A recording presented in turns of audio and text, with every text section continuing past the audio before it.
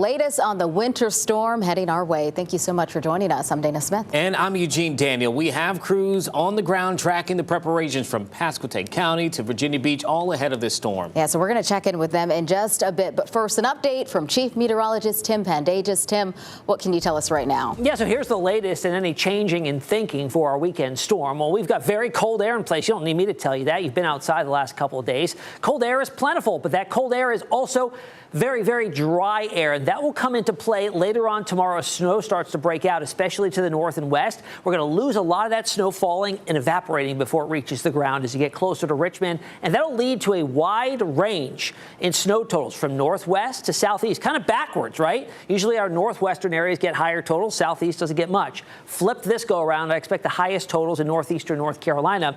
Blizzard conditions are still on the table overnight Saturday and early Sunday as winds start whipping. Visibility start to drop and those snowfall rates kick up, and we'll also see some tidal flooding by Sunday morning for the high tide cycle between 6 and 8 a.m.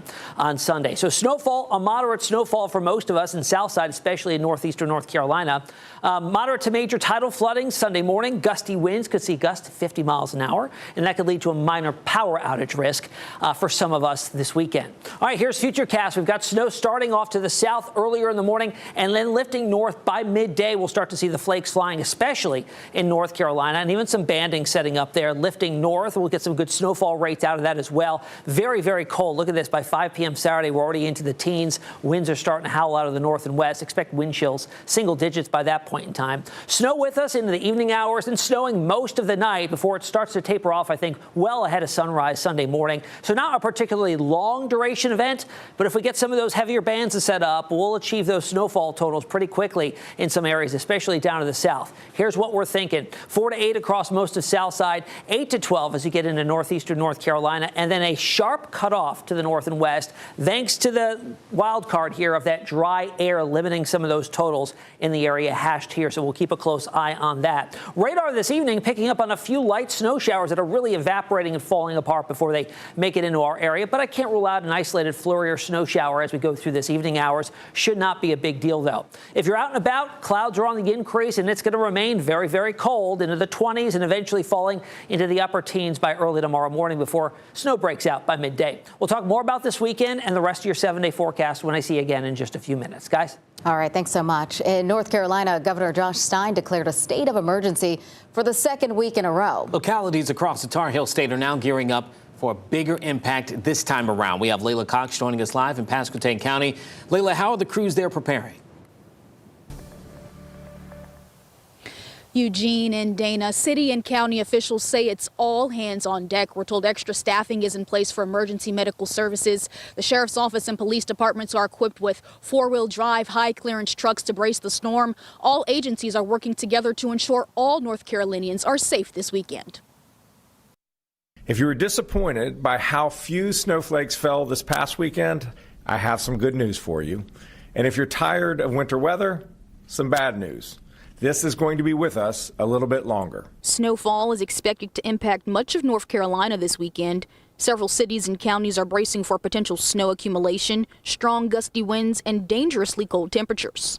Governor Josh Stein says in many places, above freezing temperatures won't return until next week. So whatever snow falls on Saturday is going to stick around for a while. Brian Parnell with Pasquotank Camden Emergency Management says the county's operations center is in full force to make sure all first responders are equipped and ready. But tells 13 News Now residents must prepare too. Food, water, things of that nature, making sure they've got heating sources ready and available because it's going to be cold. Be prepared for cold impacts. Residents aren't the only people preparing for bitterly cold temperatures. Chief Chris Carver says so are Elizabeth City Fire and Rescue squads. More crews have been called in to respond as needed as the winter storm develops. Potential blizzard conditions that there could be a delay in emergency response getting to you, but just we are coming. It just may take us a little while. Elizabeth City, Pasquotank Public Schools have already announced schools will be closed Monday, February 2nd due to inclement weather. ECPPS says every student will be sent home with free boxed meals today. Live in Elizabeth City, stay warm and safe, guys. Layla Cox, 13 News Now. All right, you too, Layla, you too. Well, Governor Josh Stein says residents should prepare now to stay home and off the road. roads. Back here in Hampton Roads, preparations are underway. Virginia Beach emergency management crews started brining primary roadways on Thursday and continue today onto secondary roads. Emily Harrison is live at the oceanfront. Emily, city leaders say they are as prepared as they can be. Yes, because think about it. At this time, the city is facing multiple threats, and this includes everything from snow, ice, coastal flooding, and strong winds. It's going to be the reason why crews say they can't combat everything, but they're doing what they can now to get ready for it. Brining operations are already in full force as crews treated primary roads like Virginia Beach Boulevard on Thursday, and now crews are stretching out to secondary roads. As we have proven time and time again, we are prepared, we are ready, and whatever contingency comes up, we are prepared to confront in a very good way. As it stands, more than 60 men and women are prepared to work 12-hour shifts in the next 48 hours. The city has more than 700 miles of Priority 1 roads, many of which lead to hospitals and fire stations. Mayor Bobby Dyer and emergency management leaders say they've already closed all city facilities this Saturday and Sunday out of an abundance of caution. If you can, please stay home. We started off the conversation with how difficult it's going to be with the blowing snow and how difficult it's going to be for our crews to do their job. Having people out driving around that don't need to be out, we would really prefer you stay home if you can. But snow isn't the only threat, as coastal flooding is expected. The tidal gates at Cape Henry and Windsor Woods are closed, and crews say the waves could reach as high as 5 feet. It's why city leaders are urging residents who live near the coast to move their cars to town center, where parking is free. Any area that's impacted from high tide areas, those are going to be impacted on Saturday during that high tide event, and then we'll monitor that as the tide goes out. Now, if you have to be out on the roads, all of those leaders are urging everyone to give the room to the crews so that they can work as best they can. But if you don't have to be out on the roads, then you really shouldn't be. Live at the oceanfront, I'm Emily Harrison, 13 News Now. All right, thanks so much, Emily. And now over to Norfolk, where crews have also started brining and salting the roads. Brianna Fallon joins us live with more. Yeah, right now on West Brambleton Avenue, plenty of cars are driving up and down the road, but tomorrow that could be a very different picture once the snow starts to fall.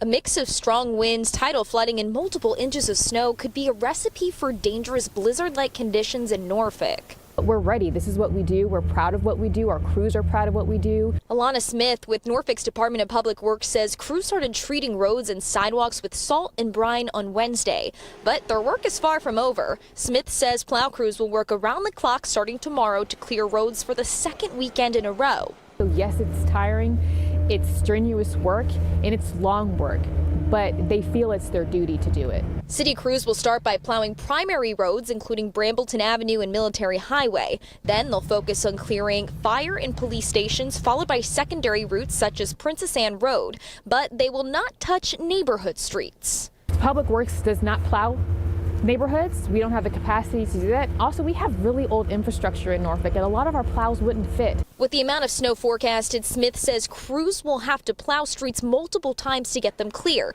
So if you can stay off the roads, that's going to be your safest option. If you don't have to be on the roads, don't. That also gives our crews space to do what they're going to do. And Smith said it best, for your safety and for plow crew safety. If you can stay off the roads and stay home, that's going to be your best option. Live in Norfolk, Brianna Fallon, 13 News Now. All right, thanks, Brianna. And to allow plow crews to safely navigate the roads, street parking on Waterside Drive, Bush Street, Main Street, and Granby Street is now off limits. As an alternative, all city garages and service lots, except the Cedar Grove lot, will be open for free parking starting at 6 p.m. tonight through 6 p.m. Tuesday. The Virginia Department of Transportation has been hard at work preparing for road impacts. Orko Manna joins us live along I-664 with how VDOT crews are getting ready as well. What do you have for us? Well, VDOT tells me that pre-treatment on the interstates like I-664 here started yesterday and continued today, and I'm told that hundreds of plows and trucks are already in place for the weekend to respond to both snow and ice. The Virginia Department of Transportation is gearing up for another round of winter weather this weekend. Our equipment is ready, our personnel are ready, everything's been staged and ready to go. VDOT spokesperson Tim Kelly telling me it's an all-hands-on-deck operation across Hampton roads. We have 250 plows and spreaders that'll be out there that are district related, and then we're also bringing another 200 trucks from around the state to help us out with this event. Those crews will be ready to deploy quickly to snowy roads, but ice is also a concern, including the ice caused by potential coastal flooding. What we're looking at specifically are low-lying roadways that perhaps may be impacted, where we might have to close a road or two depending on circumstances. While some streets already have enough brine solution left over from last weekend, pre-treatments on the interstates and major roadways started yesterday. Still, VDOT's big message to drivers? We're telling people to stay off the roadways. That's the safest thing to do. We asked folks getting some last-minute shopping done ahead of the storm, including Kelly Gardner, if they're going to hit the roads this weekend. As much as possible, I'm going to stay at home and stay close to home, because there's no reason to take the risk. The same goes for Matt Hawkins. But just in case I have to go for an emergency or something, I want to make sure that I have all the supplies I need to get on the road safely. He just wants fellow drivers to be smart. I hope that people do stay off the roads and try to stay as safe as possible.